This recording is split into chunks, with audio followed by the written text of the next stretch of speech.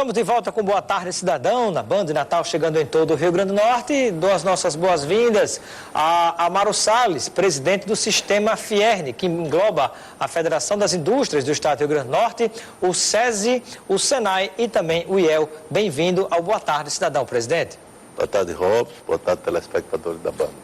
Iniciar com o contexto nacional. Expectativa positiva da indústria brasileira, da indústria potiguar. Parece que estamos enxergando aí horizontes positivos? Robson, se a gente comparar a junho do ano passado e depois de ter transcorrido esses quase 9 meses do novo governo, a gente imagina que a gente já está vendo essa luz no final do túnel.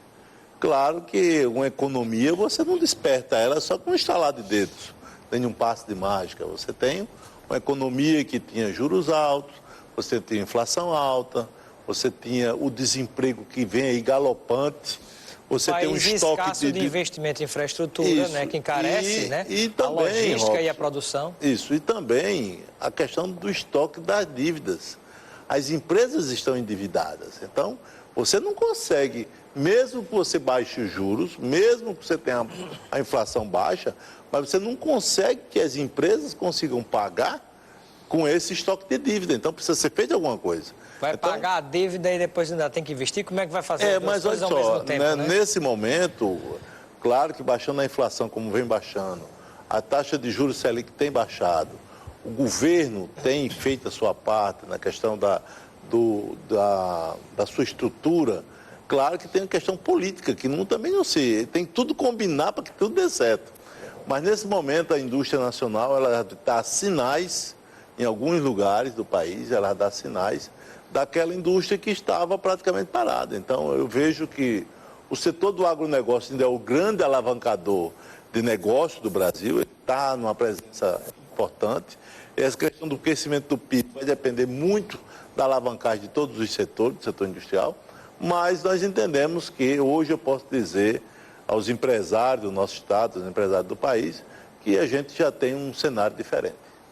Já uma perspectiva positiva, apesar de tudo, né? E me parece, presidente, não sei se o senhor concorda, mas apesar de tudo, de crise, de corrupção, de uma série de coisas, ainda assim não se pode desconsiderar o fantástico mercado consumidor que é o Brasil. O Brasil, ele tem, assim, cenas que você, que visualizando de outra parte do mundo, o Brasil ainda é um grande atrativo. O Brasil ainda tem grande atração mundial. O Brasil é o maior produtor de alimentos do mundo, um dos maiores produtores de alimentos do mundo. Nós estamos aí na cadeia de produção de alimentos e o mundo é carente disso. Países que se desenvolveram prejudicando o meio ambiente e hoje tem o Brasil como um grande produtor de alimentos. Então, essa parte que o Brasil vem fazendo em uma mudança política, a democracia do Brasil, ela foi reforçada com essa mudança de governo. E se fosse outro país, poderia ter havido uma guerra civil, mas no Brasil se conseguiu fazer uma transição de uma troca de governo dentro dos parâmetros legais e não aconteceu assim nada que prejudicasse ou que atentasse contra a democracia brasileira. Presidente, e há alguma expectativa de ainda no primeiro semestre ou se no segundo semestre de 2017 teremos digamos assim, uma sinalização mais forte da retomada da economia brasileira? Eu acredito, diante desse cenário que eu falei para você, temos aí a expectativa, principalmente a questão do desemprego. O que mais preocupa-nos, Robson, é a questão do desemprego. Você tem hoje no Brasil quase 13 milhões de pessoas desempregadas, tá certo? Você tem aqui no Rio Grande do Norte quase 220 mil pessoas desempregadas.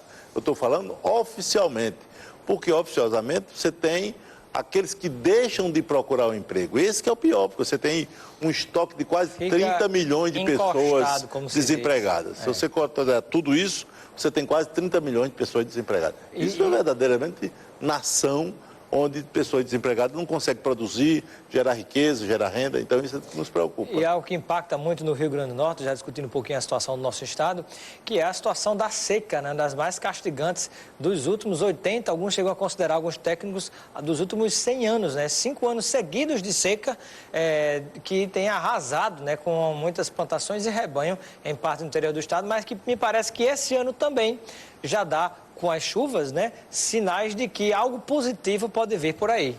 O Rio Grande do Norte, uma das suas características do agronegócio, claro que 5 anos de seca, ele dizima a economia. E a nossa é feita do agronegócio, tá certo? A economia do Rio Grande do Norte. E na hora que você tem 5 anos de seca, você tem um déficit hídrico.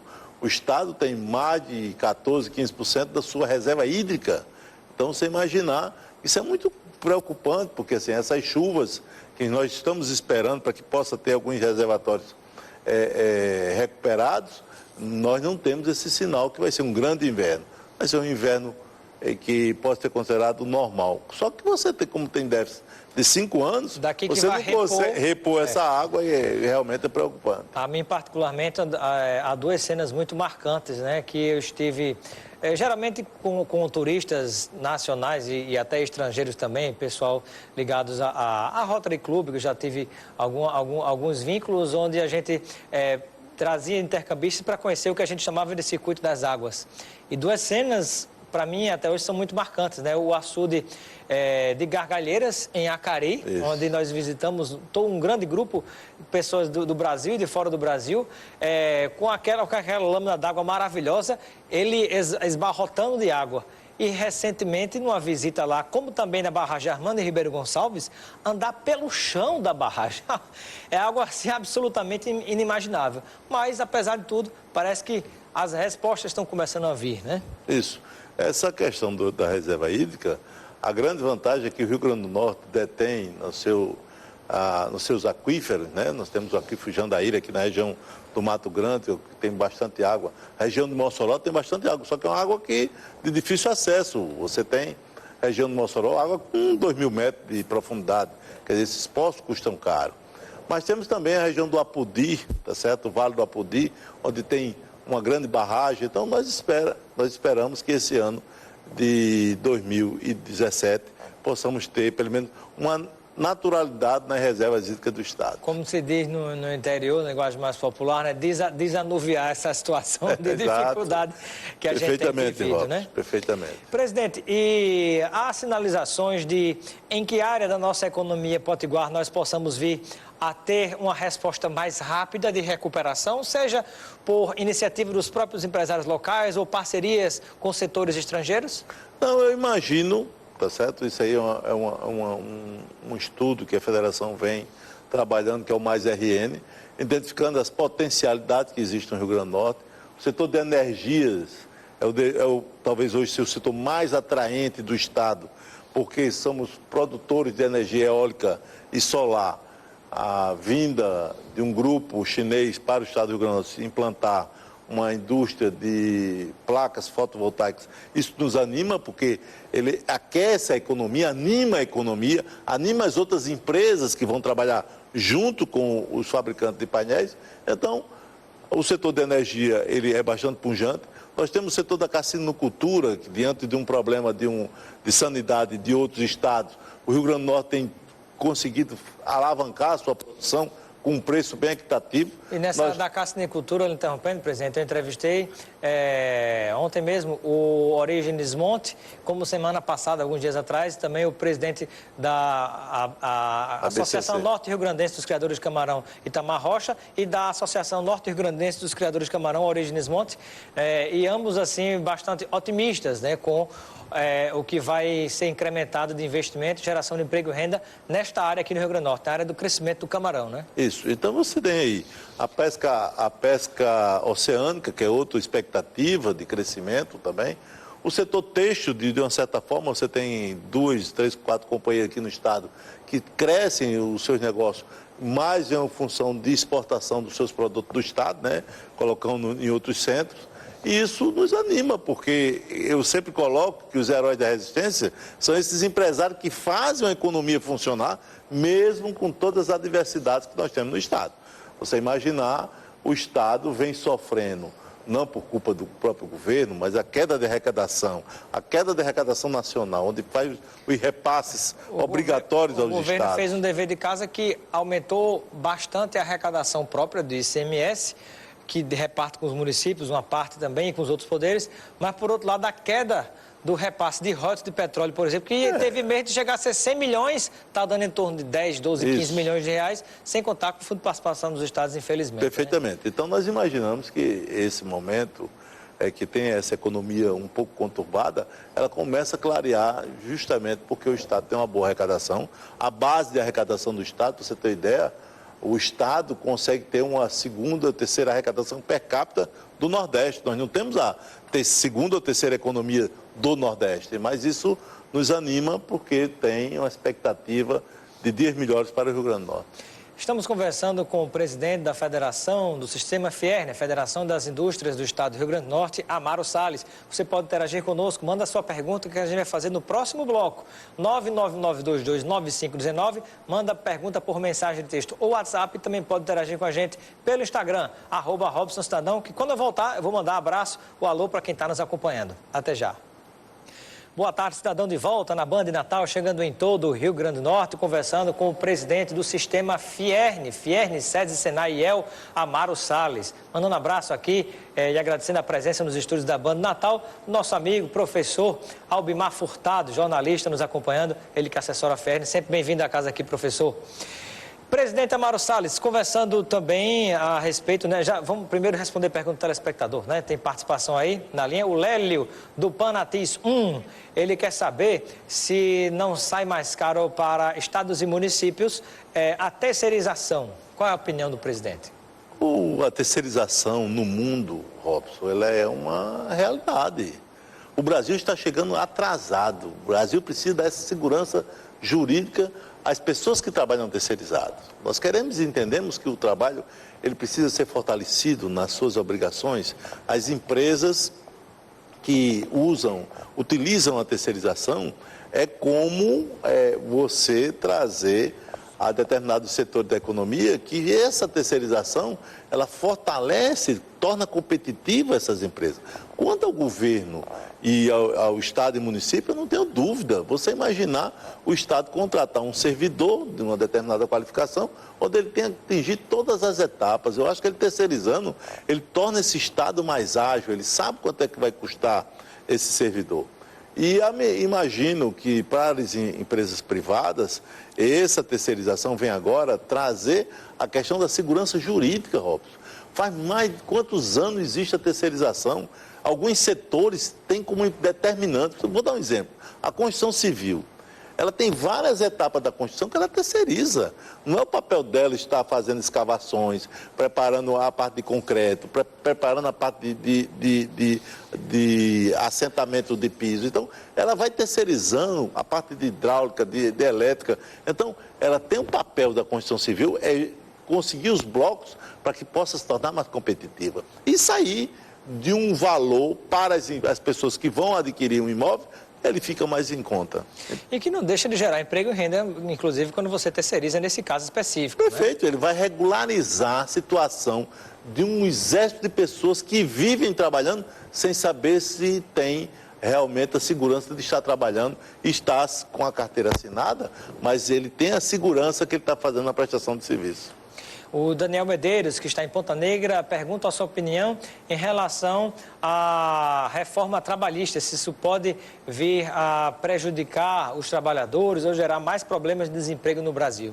Robson, na hora que você tem o capital e o trabalho sentados numa mesa, discutindo onde o que vai estar legislando e o que está combinado, o que está acertado entre as partes, você tem a possibilidade de gerar muito mais emprego. Hoje existe uma preocupação das empresas em contratar. As empresas ficam preocupadas com a sua segurança, não se colocam um passivo junto às atividades do trabalho e que muitas vezes pega desprevenido dessa empresa e que não consegue regularizar a situação do seu empregado. Então, nós entendemos que hoje, diante dessa terceirização, a reforma, a melhoria nas leis do trabalho, porque o que está se querendo, vou dar outro exemplo, que tem se falado tanto, a questão da divisão das férias. Qual é o funcionário que não gostaria de trazer 4, 5 períodos que ele pudesse, não, 3 períodos. Hoje ele não pode fazer Tirar isso. férias em 3 de 10. 3 vezes, 3 de 10. Isso aí é normal então, isso também. Mas hoje não, você pode... Algumas empresas que fizerem isso estão incorrendo numa irregularidade. Pode ter um problema com o Ministério do Trabalho. Exatamente. Então, o que nós precisamos é trazer a discussão entre os sindicatos patronais, os sindicatos laborais, onde isso possa ser homologado pelas instituições que fazem valer a regra do trabalho. Nós não estamos querendo precarizar o trabalho, e sim fortalecer esse trabalho diante dessa modernização da Justiça do Trabalho. Temos mais perguntas de telespectadores. A pergunta do Cristiano Mendes, pelo Instagram, @RobsonCidadão. Ele gostaria de saber se a garantia de fábrica, tão falada no passado, ainda é viável. A garantia? Garantia de fábrica. Não sei se é algum tipo de garantia. Não, mas eu acho que hoje, as indústrias, quando elas produzem um produto, até pelo direito do consumidor, ela tem uma garantia. Já tem uma série de garantias. Ela dá uma garantia, eu acho que bem respaldada, principalmente a legislação vigente, eu acho que ela continua a existir e vai existir para quem produz garantir tipo o seu produto. Tem um tipo de garantia específico, perfeitamente. Né? Muito bem. E a pergunta do Rodrigo, que está nos acompanhando no Tirol, ele gostaria de saber a expectativa que o presidente tem em relação à reforma da Previdência, se isso não pode acabar desmotivando também o próprio trabalhador que talvez nunca mais consiga se aposentar. Olha, Rodrigo, eu fico preocupado porque nós temos aí o caso da Previdência privada, a Previdência dos empresários. Eu digo que o empresário, para ele se aposentar, ele pode trabalhar 50 anos, mas ele se aposenta com R$ 5.481. Ele pode, o salário dele, o limite será esse. E o que precisa ser revisto é a questão da Previdência Pública. É uma Previdência que traz ao Estado a sua não condição de pagamento. Você tem em alguma situação, o Estado, onde para cada pessoa empregada você tem um aposentado. E o Estado não tem condições de pagar isso. Essa conta não fecha. Não fecha, porque é o seguinte, você vai chegar um momento que o Estado não vai conseguir pagar os seus aposentados. Nós temos aí o exemplo Rio de Janeiro, Rio Grande do Sul, o Estado de Minas Gerais, que se diziam estados ricos. Ninguém imaginar que um estado como o Rio de Janeiro, hoje estão pagando o 13º salário. Então, o estado do Rio de Janeiro sofre essa consequência. No estado do Rio Grande do Norte, aquela reserva que existia da Previdência, o estado engoliu, porque não tinha condições de pagar. Muito bem, o tempo passa rápido quando a entrevista é boa. Eu quero agradecer a participação, a presença do presidente do Sistema Fierne, Amaro Salles, no nosso programa Boa Tarde, Cidadão. Seja sempre bem-vindo. Ok, Robson, telespectadora, boa tarde. Boa tarde, muito obrigado. Continue ligado na Band Natal com os donos da bola. Um grande abraço e até amanhã de volta com o programa Boa Tarde, Cidadão, ao vivo com a sua participação. Até lá.